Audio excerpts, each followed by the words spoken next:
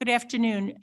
I am retired Judge Judy Braca, the currently serving Chair of the Judicial and Public Safety Strategic Planning and Technology Commission. We're about to begin the meeting, and I'd first ask Madam Recording Secretary to call the roll. Barrero. Berman. Berman is here. Conant. Here. Cruz. David. Here. Felton. Here. Payne. Hull. Molina. Molina present. Mosser. Pirog. Here. Wallers. Here. Braca. Here. Begans. Here. By my count, there are 8 members present. There are 14 on the commission. We therefore have a quorum and are able to proceed. I would like to announce, or at least indicate, that as to Chief Judge Hull, he sends his regrets.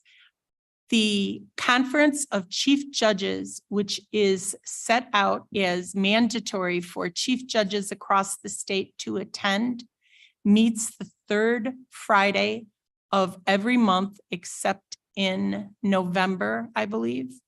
And every committee meeting and assessment of the court reporters are done on the Thursday afternoon before. And so Chief Judge Hull, as other chief judges, is unable to attend the current meeting schedule, and he sends his regrets. Judge Cruz is at a drug court seminar in Bloomington and is, I believe, a speaker as well as an attendant, and is unable to appear and sends his regrets. Both Sheriff Hain and Ms. Mosser had previously indicated their inability to attend to Mr. Enright, and I am not sure why they are unable to be here. Ms. Barrero had indicated she would be here, and I believe Mr. Felton. I think there is a sheriff's representative or a state's attorney's representative that is joining us, however, by Zoom or audio. If I could ask for identification, please.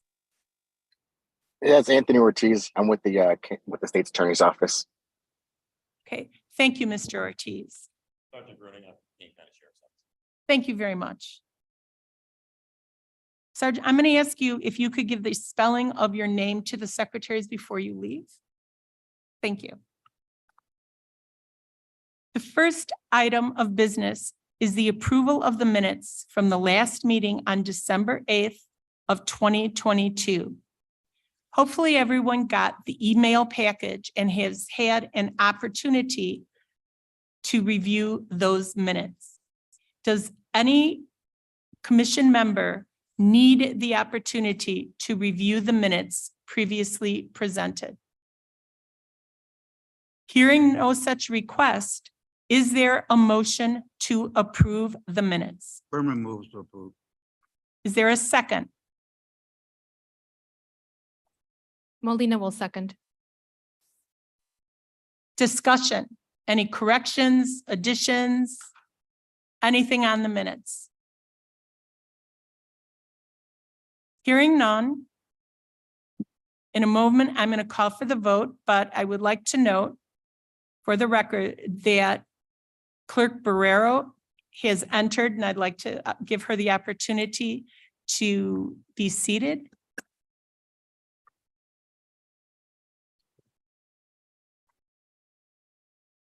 All right, Madam Recording Secretary, if you would please call the roll for the vote on the motion to approve the minutes of December 8th of 2022. Barrero. Yes. Berman. Berman, yes. Conant. Yes. Cruz. David. Yes. Felton. Yes. Payne. Hull. Molina. Molina, yes. Wasser, Pirog, Yes. Wallers, Begins, Abstain. Braca, Yes. By my count, the ayes have it. I would like to also indicate, it appears that Mr. Felton Yes. is participating as well online. Or I'm not sure it's Zoom or audio. It's Zoom, it's audio, video. He's Okay. in the middle on the picture, I think. Okay. All right, thank you. After reading and rereading the Open Meetings Act and the rules for this committee set out in the original ordinance, it would appear that as so long as we have the quorum that's physically present, which we do, the other members who are attending otherwise by Zoom or electronic means are able to attend and to vote. Madam Chair. Madam Chair. I believe that there are some qualifications to that. I would like to say that Mr. Felton had previously indicated to me that there were business issues that had to have been attended and asked if he could attend previously by Zoom because of his business responsibilities. And traditionally, you just ask the committee if, Oh, I'm sorry. I have to ask the committee for permission for him to vote on that regard. correct. Oh, I'm very sorry. I think I have to restart then on the approval of the minutes, even though we had the quorum. Yes. This is Roger Fonstock. Usually the way they've handled it in the past is that they'll just ask for the consent of the body to approve of remote attendance. And that's just a verbal consent. You don't call a roll on it. No, just anybody have any objections to Mr. Felton participating remotely? Okay. No objections, then he would be a part of the quorum. As to the commission members who are present in person, is there any objection to Mr. Felton appearing remotely for purposes of this meeting and voting? Hearing no objections, Mr. Felton, thank you. The next item of business is the CMS report, the staff report. So, Madam Chair, the staff report was in the packet. Mr. Enright prepared that. I'll go through a couple things. We really have two updates outside of the budget. A lot of our activity with this now is with maintaining the current CMS or court case management system.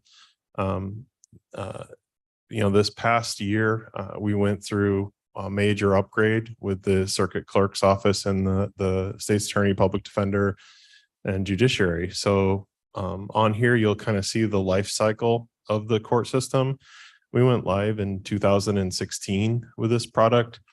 We're in 2023 now, going into 2024, but this was a product for basically the circuit clerk's office, case management and records, but it also included attorney manager and the judicial component.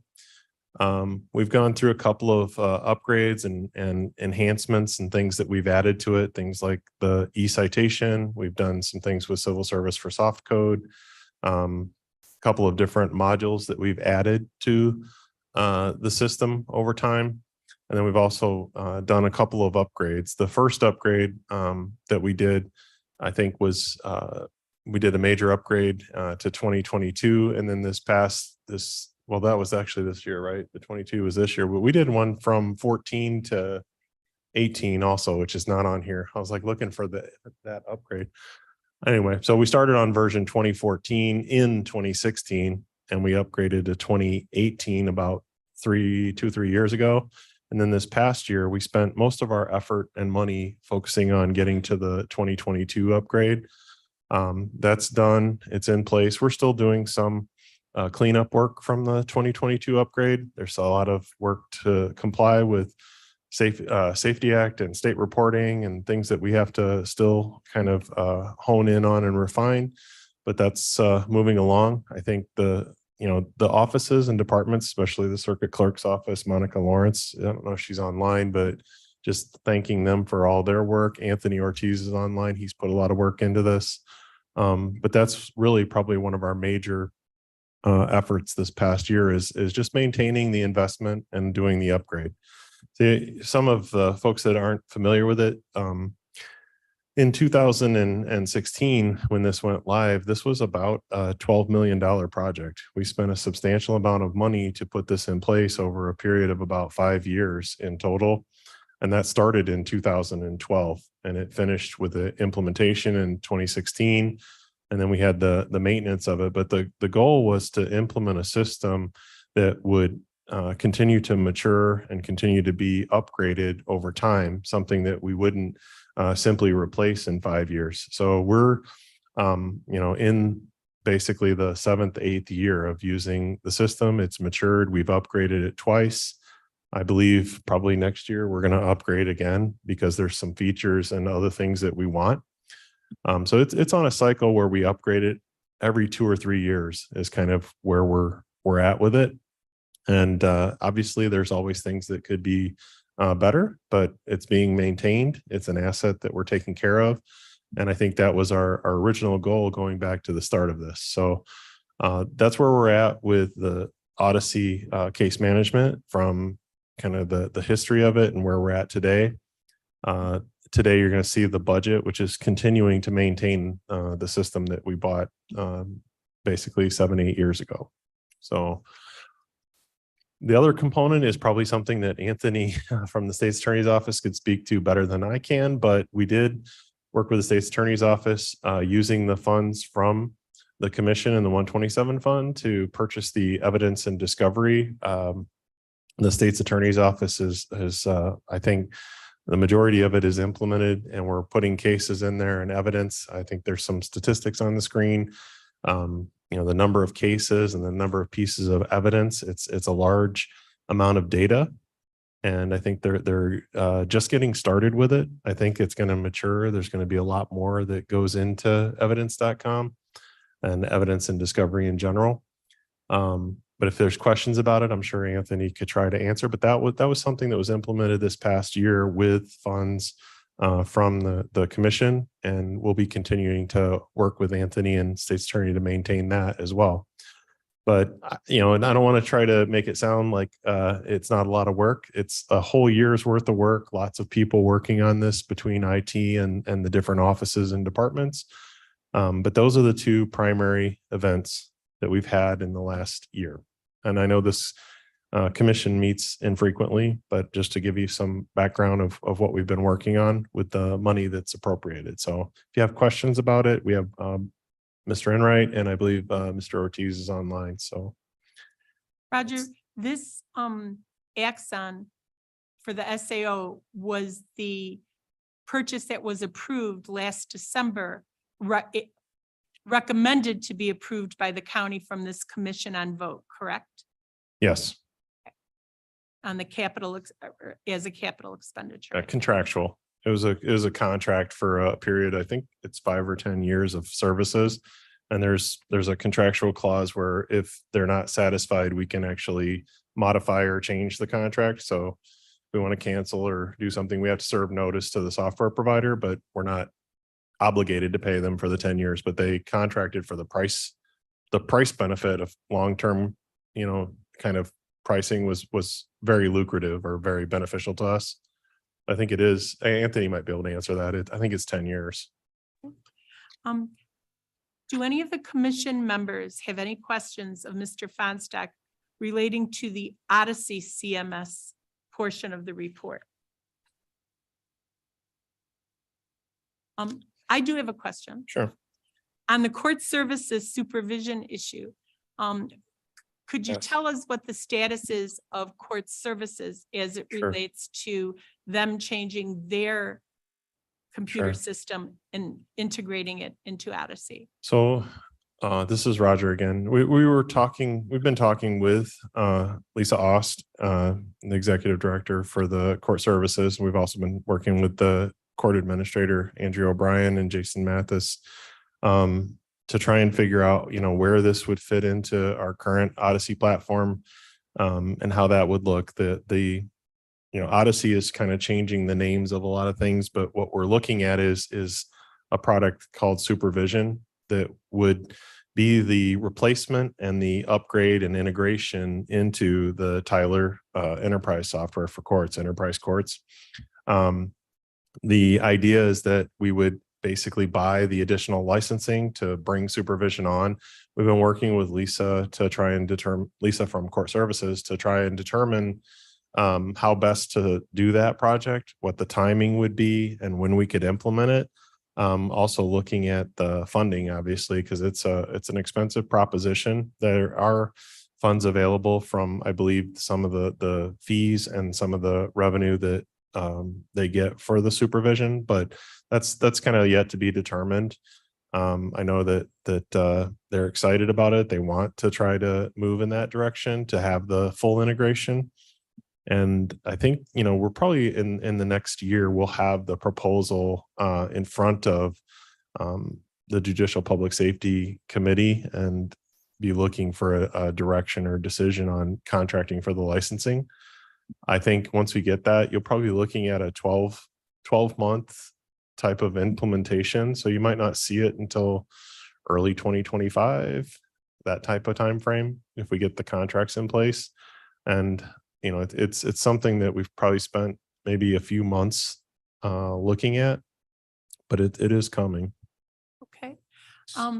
Again, after studying So- our ordinance and Yeah. that created the commission, Mhm.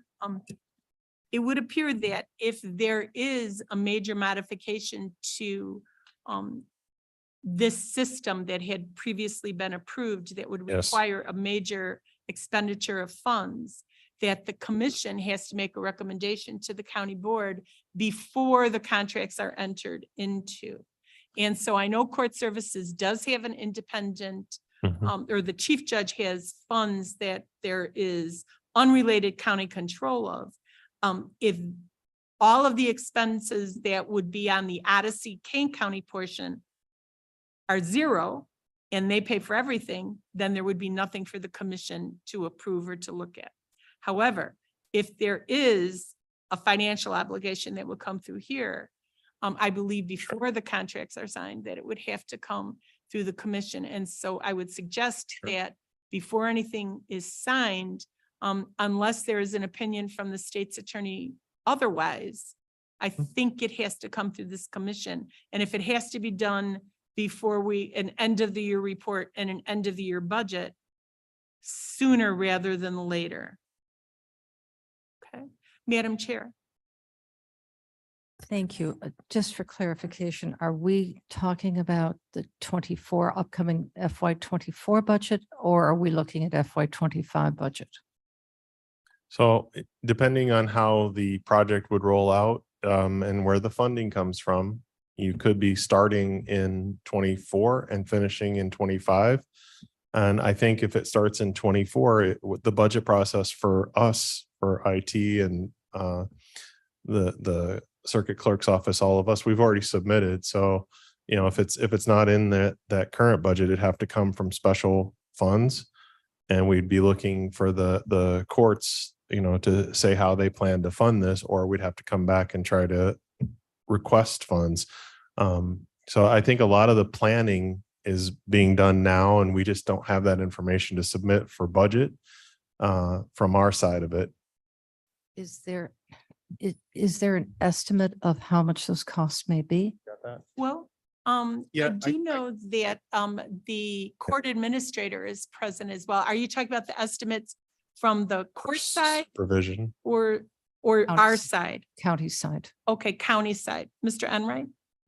Just to jump in here real quick, after speaking with Lisa several times, the intent is to fund this purchase using probation fees, like not the 127 account. And just this week, we received I think we just sent the contracts back to Tyler.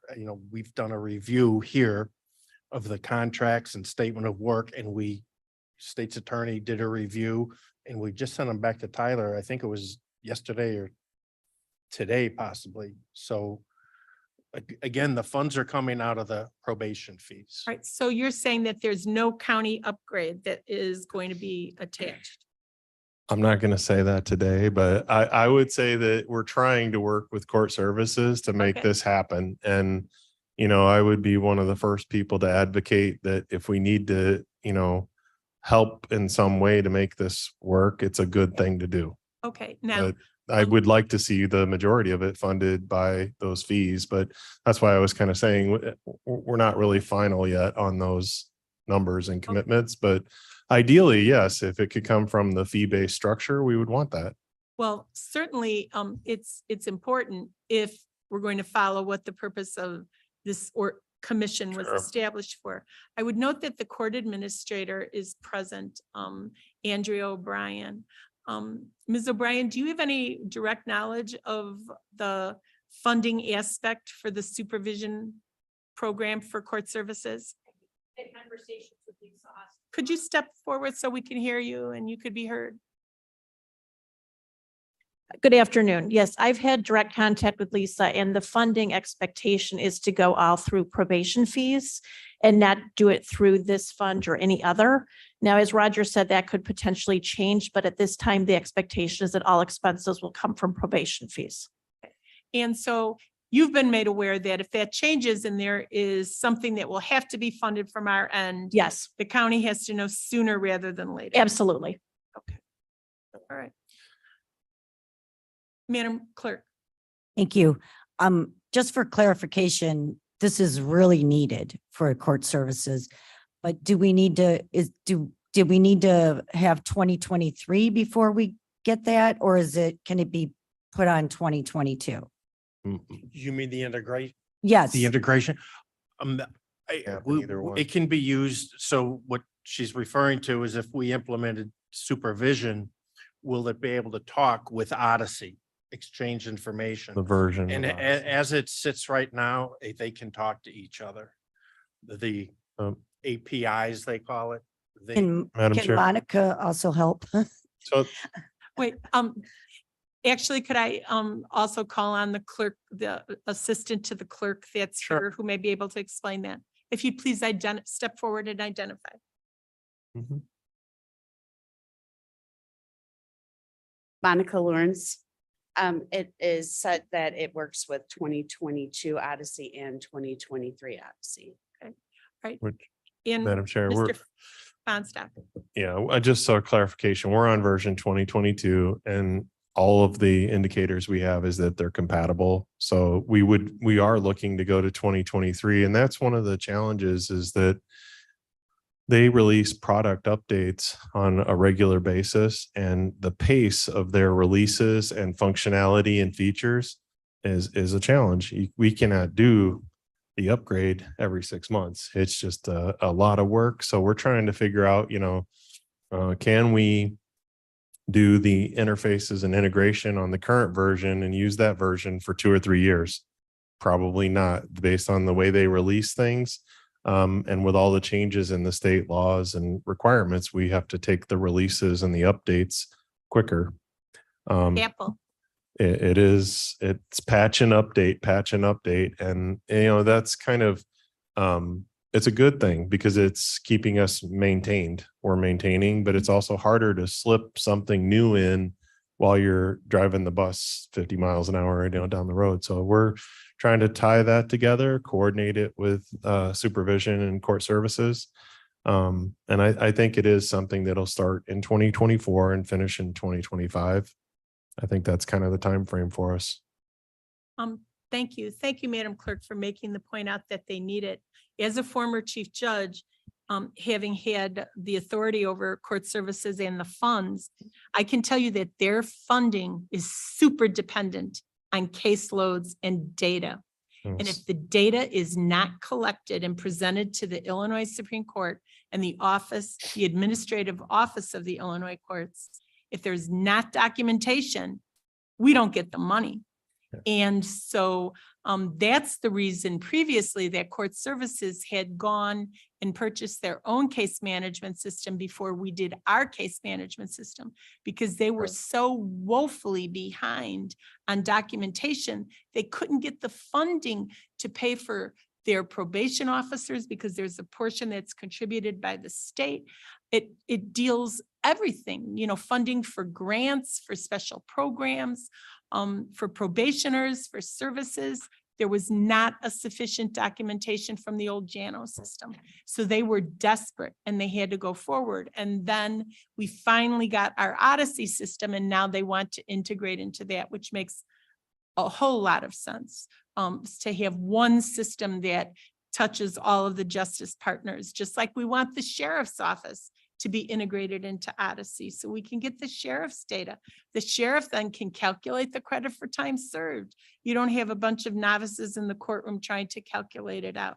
The good time credit that the sheriff is able to give when an inmate at the jail completes a special program. If they get their GED or they complete a drug treatment program, if they go to prison, they're entitled to credit for time served for that. But we don't have the mechanisms really to get that information easily. But if the sheriff integrates into Odyssey, we will have that info.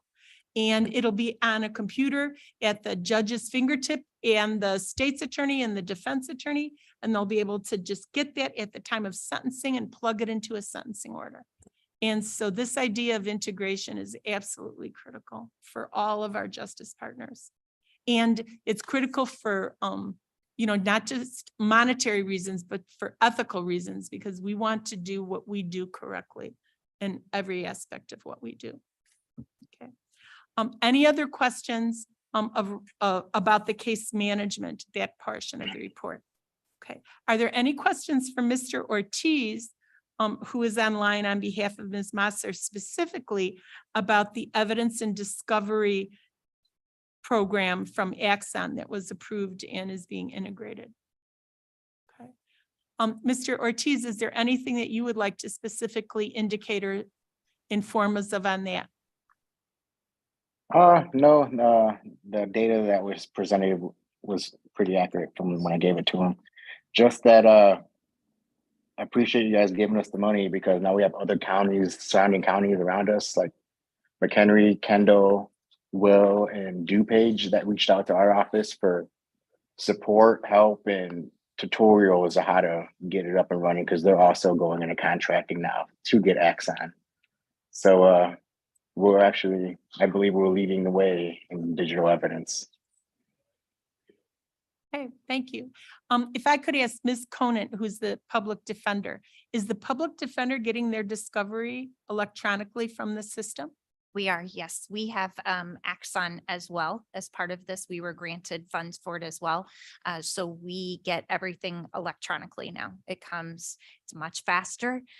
It's much easier for our support staff. They are no longer have to download all of the videos. It comes, there are still some additional steps they have to take, but it's much quicker.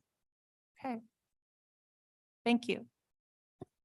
Any questions based on that of either Mr. Ortiz or Mr. Enright, Mr. Fonstock, Public Defender Conan? Okay. Thank you for the reports. Excellent.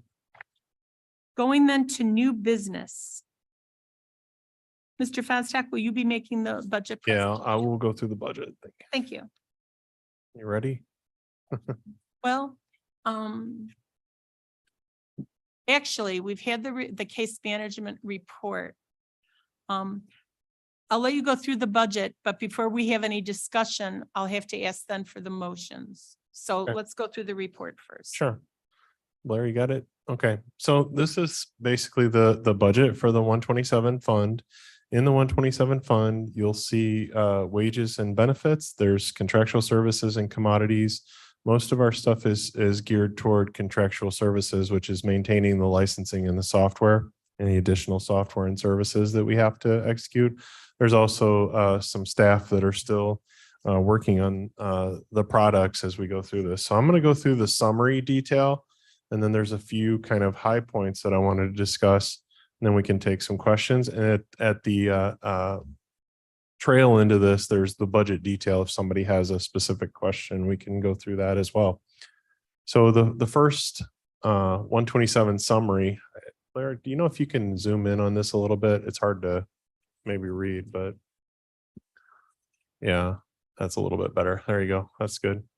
So as you look at the top couple of rows, you'll see over to the left, sales tax, RTA. And as you move to the right, the sales tax for 2023 was $1,360,000, and that's the fourth column from the right. So the sales tax projection from finance is projected this year to be $1,500,000. So it's going to be projected at about $140,000 greater than it was last year. And then as you go down below that, you're going to see interest income.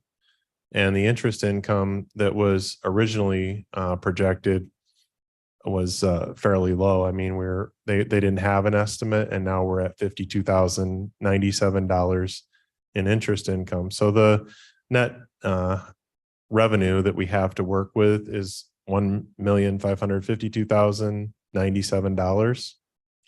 And that's the revenue side of this. It's $1,552,097, and it's from interest and sales tax revenue. The sales tax revenue is part of the Regional Transit Authority's sales tax, and there's a component of that that the county board applies to judicial public safety for this purpose. It's 6% or 9%. I can't remember, but it's a percentage of the overall total fund. I want to say it's 6 because it's anyway, this last year, they'd seen a lot of increase in sales tax revenue. So our revenue from the sales tax was up by $140,000 projected. So any questions about the revenue side of it? We have $1.5 million roughly in revenue to work with, and then I'll go into the expenses. Any questions about the revenue side? If you could just hold on for 1 second. And let me point out that none of us have gotten, I believe, a handout on this previously. It's not posted, It's not posted online. And the handouts this afternoon are not these figures. Yes, this has been run today, and there's a second review. That problem. Right. Yeah, the first review was in there, which is this Right. column. The last column is the final review from finance. Actually, yeah, Blair, go up a little bit farther. Scroll up. Yep. So it says 2024 second review. And I wanted to bring this because this is actually the second review from finance, and it is different than what went out in the packet. This came about to me literally today. Right. Okay. So today. Yeah. So that's updated because Yes. when I had previously read this, and I'm sure when the These were all commission zeros. members, they saw that we were way low from income to expenditures. About it would have been about a $500,000 drop in the sales tax. If I may, the part that I think was confusing and is still confusing is that the finance department uses this middle column, which is 2023 actual amount, and that's only 9 months collected. It's not showing you the full revenue. So using that actual amount is not the budgeted 2023 amount. The budgeted 2023 amount is what was submitted based on last year's revenue. And then finance made the adjustment in the second review to bring it up to 1.5 million. And this is done in the county finance office. So we were looking through this and saw that the second review was done and printed out, and I'm bringing this to you now, but the only thing that would have changed would have been an increase in the revenue. And there's a slide where I'll explain the increases where we applied the revenue to expenses. I'll show that. Now, before we proceed then, because obviously the revenue vis-a-vis the projected expenditures is a critical function for the recommendation of the commission to the county. And so the members of the commission not having previously seen these actual pages, but having seen something that showed Sure. about a $500,000 differential. Yeah. As much as I hate to take a short recess to get a copy of just this page so that they can actually look at the numbers in front of them while you're talking and can do that. compare it.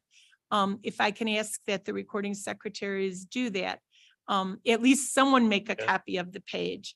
And then we could maybe go to the rest of the explanation and then come back. I guess I don't really want to recess. We can go to the explanation and come back, but I'd like to have them have a copy of it. I'll just hand them this and they can copy it. Okay, if you could do that, Blair? please.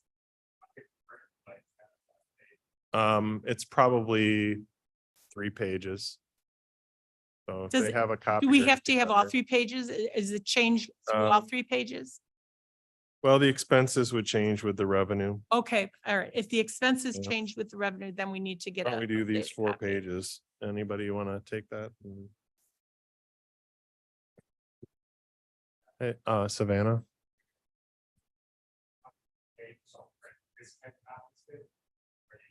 Be printed 10, upstairs. 11. Claire, where's it gonna be printed to? Where's the back room? So you would want page. What page are we on? 3? 3, 4, and 5. That would cover it, I think. Yes, 3, 4, and 5. That helps. Am I missing something? Yeah, well, Yeah. I'm having the same problem. Been looking at too many budgets, I guess. So just to be clear, the numbers on here, those 2023 actual numbers get updated every day. I mean, we would see those progress all the way to the $1,360,000 eventually when we receive it all. The part where it shows the 2024 submitted is what was anticipated to be received in 2023. They rolled it forward to 2024, and that was their starting point, was 1,360,000. Then you go into the first review and the second review, and as you move to the right in the columns, it shows you the updated numbers. So we have finished the second review, and they updated revenue, and it went up by $140,000. And we have the interest that was posted, so we know what our interest income is. The 1.552097, $1,502,097 we think is accurate from finance. So that's what we have to work with. And the balance of it is the expenses. And I can go through that if we get Blair back.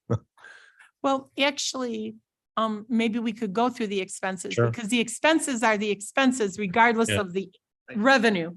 And so Sure. we're just doing it backwards. We'll go through expenses and then we'll come back to the revenue then when everyone And- has their budget. I have a question Sure. regarding the interest. I would assume that this interest cannot be swept into the general fund, that this is restricted money.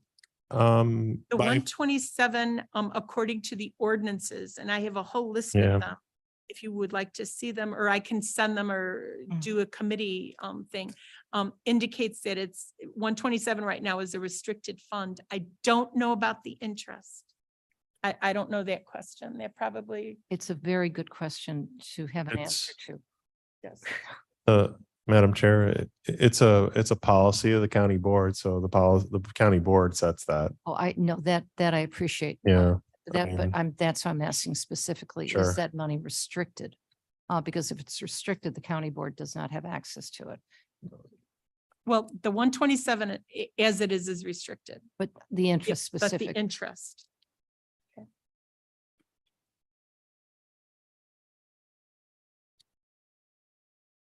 Roger, why don't you go to the expenses? then, Sure. Because that's not going to be Okay. interest, So- that's not income dependent. Yeah, Blair, on this, if you could, I don't know if you can make that larger for me a little bit. Yeah. Yes. The bottom half of it where it starts with expenses. That's good. Yeah. So the expense side of this starts with salary and wages. And what you'll see in that is that The 40,000 or 40,000 salaries and wages is the personnel that are paid from this fund. And as submitted in 2024, it was submitted as $202,100. And in the new budget, the revised budget for 2024 is $257,100. There's a $55,000 increase, and that's for a data analyst that would work on data issues that we have when we're working through integration or through different problems in the court data. So that's one change that was added. We added a staff position for that purpose. I think the partners in the judiciary, if they want to speak to that, that's one of our biggest challenges is all of the different coding and reporting and trying to relate the data to their business. So we thought that if we have the additional funding from the revenue, that would be one of the best places to put it. So that's probably one of the bigger changes in the budget. Any questions about the expenses for the additional salary and wages? So let's see if we can get to the next page, Blair. You find that? Yeah, just go to page 4. Yeah. Okay, so this is the continuation of the wages and salary and benefits. And you'll see that there's a change out here where they zero out the health contributions and benefits from last year. This was a policy direction from finance and the finance department and the finance committee. So those are being handled through a central payment instead of being handled in each individual fund. I do expect that eventually because it's a special fund, will contribute to the benefits. So we have to discuss how that is going to happen with finance, but that's how they reflect it, is that they removed it from the budget. Then you see some of the common deductions and things that we have to pay for federal taxes and IMRF that's paid. And then as you go down, you'll see where it starts with 50,150 contractual and consulting services. Last year, we budgeted $170,000, and this year we're budgeting $240,000. So that's a $70,000 change. Most of that is for project services and trying to manage the upgrades and integration projects. We have a professional consulting project services company that works with us on managing their projects and helps us with coordinating the schedule, the costs, the changes, everything about the statement of work. So we added some additional funding because we know we're going to be working with court services and with our partners to try and get additional software up and working. We're probably going to be looking at the planning process for another upgrade as well. So those are all kind of baked into the numbers, but that's the second major change in the budget is the contractual services increase. And then as you go down to the bottom part, you'll see the liability insurance, workers' comp. Blair, if you go to the next page, those aren't too interesting. And this is the final page, and you'll see unemployment, conference and meetings. We do have $25,000 budgeted, and that is to go to the Tyler conference to learn about all of the new features, services, modules, things that we don't know that are available to us that we could implement or use. But you'll see $25,000 is put in for conference and meeting. We send a person from each office to that, including, oops, Blair, are you moving? Including the IT folks and what's that, Blair? Okay, sorry. But that's what that $25,000 goes towards. And then another piece of this that I think is important to understand is that there's a transfer down here that occurs. It's a transfer to the general fund, and that's for all the IT support that we do. And that's not the products for CMS. That's actually supporting the people that support it. So we have to buy equipment and we have to buy phones and other things to support the work that's being done on the system, and this fund reimburses the county's general fund for their work. So there's an additional $35,000 transfer to the general fund for the IT services in general. And that's based on our annual rate, based on the number of employees involved. So that's the budget. You'll see at the bottom, you have the revenue is still 1,552,000. And you'll see the expense total is 1,459,225. And the net difference is $92,872 in the black or to the good. That goes to the fund balance.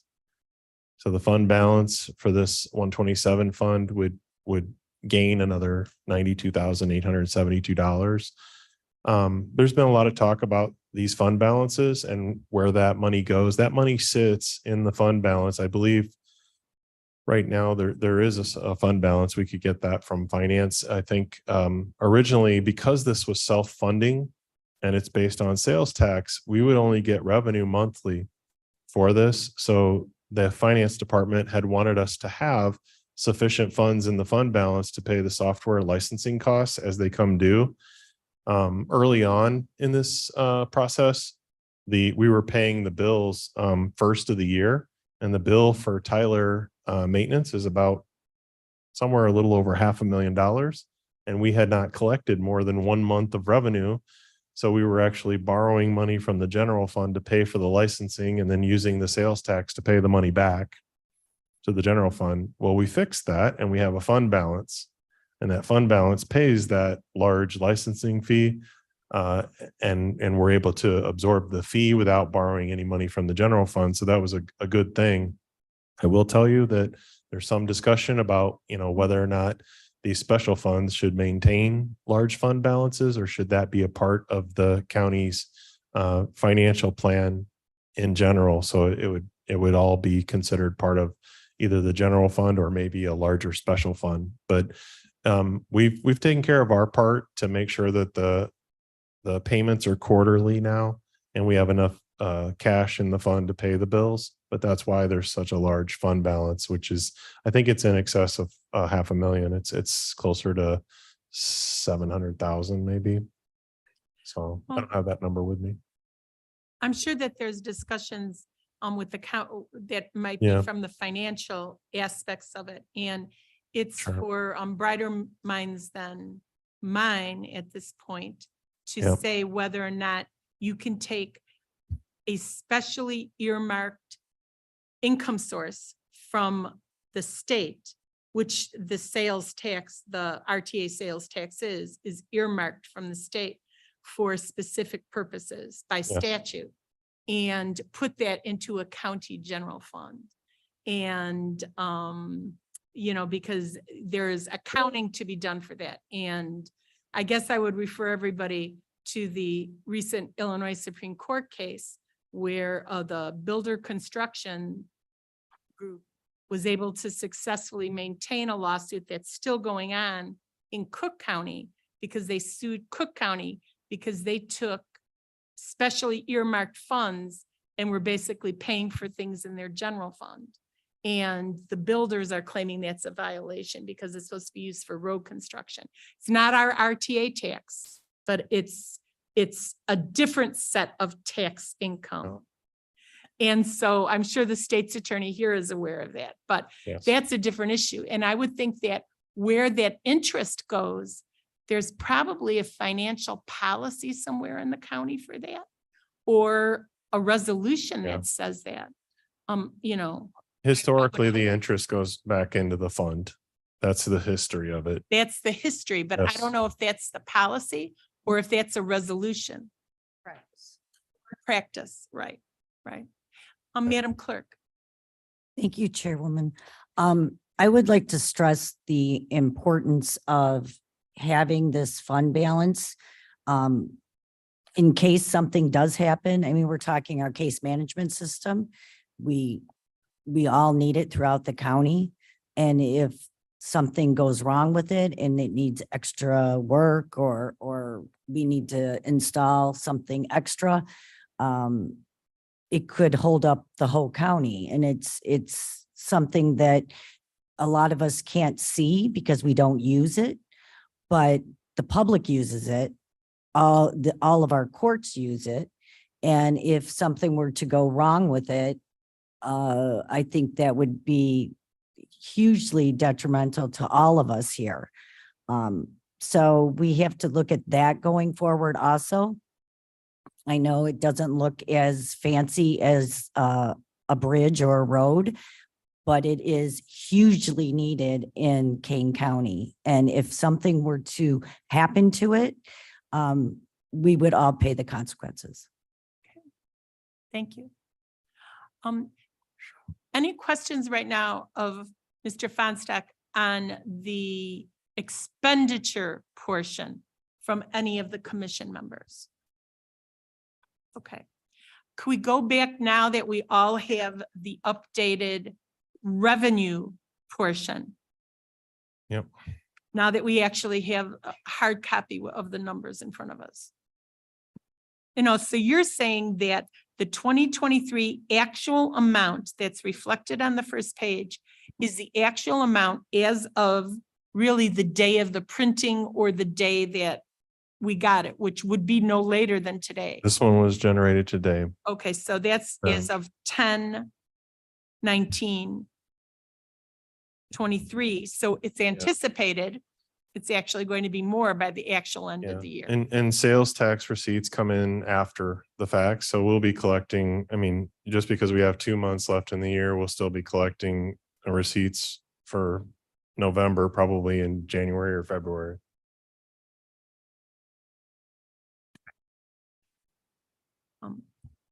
Any further questions then of Mr. Fonstack on the revenue portion of where the expenditures for the CMS would continue to come from on the 127 fund based on these revised and updated levels? Okay. Hearing no further questions, is there a motion on the budget? I move for approval. Berman moves. Is there a second? Higgins seconds. Higgins seconded. Discussion. Any comments, questions, recommendations, anything else from any of the commission members? I think there's a number of questions that need to be addressed either to the finance director or the state's attorney on the usage of funds and what can be done on this, but that's perhaps another question for another day and not really the purview of this committee. Except I suppose if they want to take money from the support of the CMS, I'm certain based on Ms. or Clerk Borero's comments that there might be a position that might be requested of this commission to take as a recommendation of the county.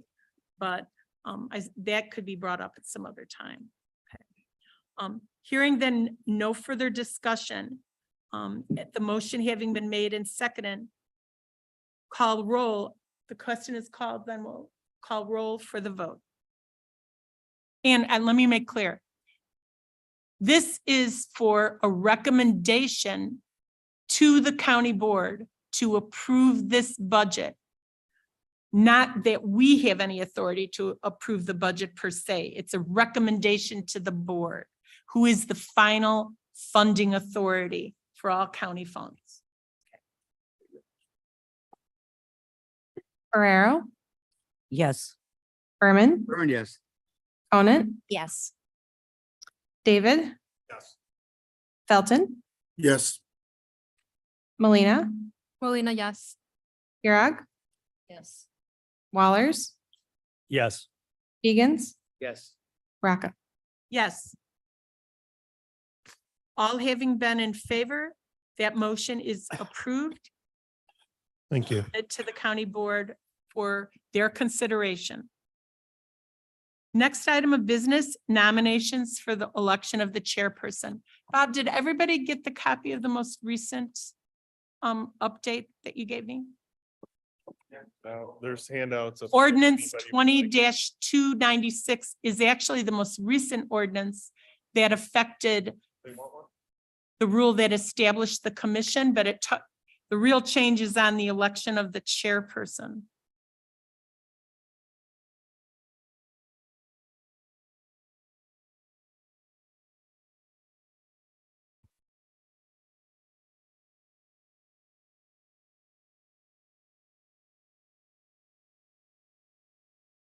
Okay. The term of the chairperson is 2 years. I have been serving as chairperson. My term was actually up in July of 2022.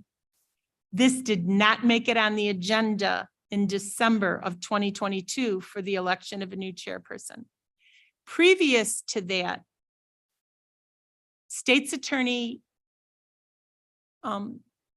Joe McMahon had given the opinion that for this commission, I can't say any other place, but this commission, that the chair serves until the election, no matter when it is.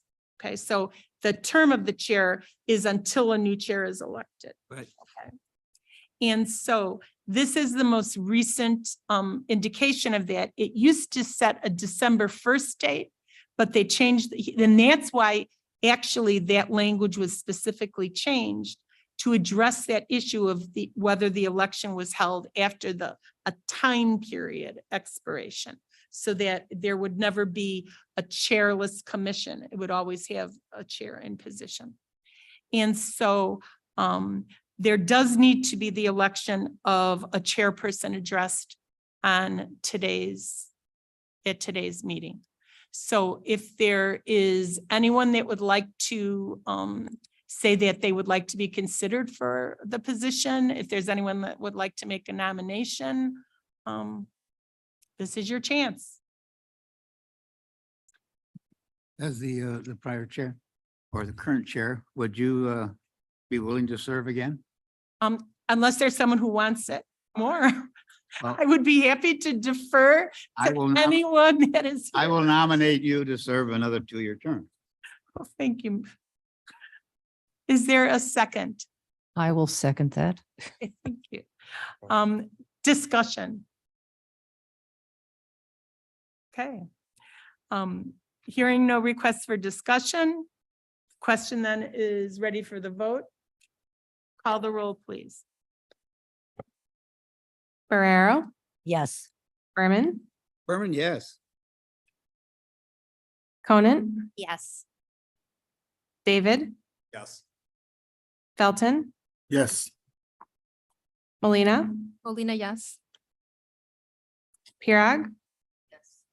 Wallers, Yes. Egan's, Yes. Braca. Yes. Yeah, ayes have it. Thank you very much. I will continue to try to help move us along and keep everyone advised of things that are critical. We met more often when the CMS was just starting because that was the most critical. We're in a maintenance phase, and hopefully the system will continue to work as it appears it is growing and developing. Next item of business, the proposed meeting dates for 2024. As I indicated to you, the third Thursday of the month, or the third Thursday will always exclude our chief judge. That doesn't make much sense to me in retrospect now, because you are basically taking out one of a principal justice manager who has the authority over a large set of purse strings for, like, example, funding the probation department's upgrades or their transition on that supervision program. I would ask that the commission, instead of these proposed meeting dates, consider that we go, and I asked Mr. Enright to check with the schedule for the board to see if there's any other regular commissioner committee that is set to meet at 4 o'clock on the first, second, or fourth Thursdays on the quarters, January, April, July, October, and there are none. So we can go to the first, second, or fourth Thursdays of those months, January, April, July, and October. I don't know what, obviously we'd like to accommodate whether or not any of the commission members that are currently sitting number one have a standing conflict on this. Do any of the commission members have a standing conflict with a 4 o'clock time on any of the other first, second, or fourth Thursdays of the month? Okay. Hearing that, I would suggest, oh, I'm sorry, Mr. Berman. I was gonna propose the second Thursday Okay. of the month. All right, that would put us, if I can ask, Roger, is that going to work better for us to do budget thing? Will that work best for, will that continue to work for budget things if we do it in October? Or do we need to go to the 4th? Because No, I think that will work fine. the second would work fine? Yeah, Okay, I think that'll be fine for us. okay. Well, I actually can tell you what those dates are because I looked those up already. 11th. It's January 11th, April 11th, July 11th, and October 10th of 2024. But we're going to send this out. We'll make sure that everyone gets a calendar on this along with the entire revised budget hard copy. And we probably need to post that as well. Okay. Is there anything in old business? Okay.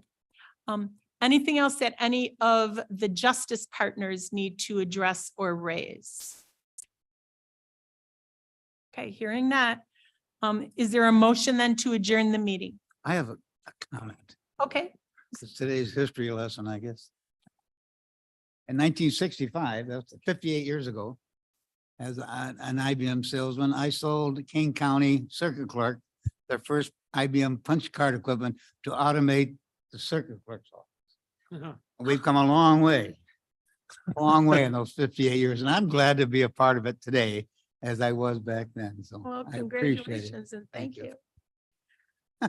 I am so old. I remember when you went to the clerk's office Yeah. and you looked in a book, handwritten book, to find the case numbers and get something, and then you requested to look at something. You didn't go in and look at something on a computer. You had to search through a book to get the numbers and Come a long way. I'm with you. yeah, we sure have. Yes. Yeah. Yes. Okay. I Thank motion we you. adjourn. Oh, you motion the adjourn. Second. This second. Begin seconds. Thank you. Any objections? Any objections on this? No. Hearing no objection.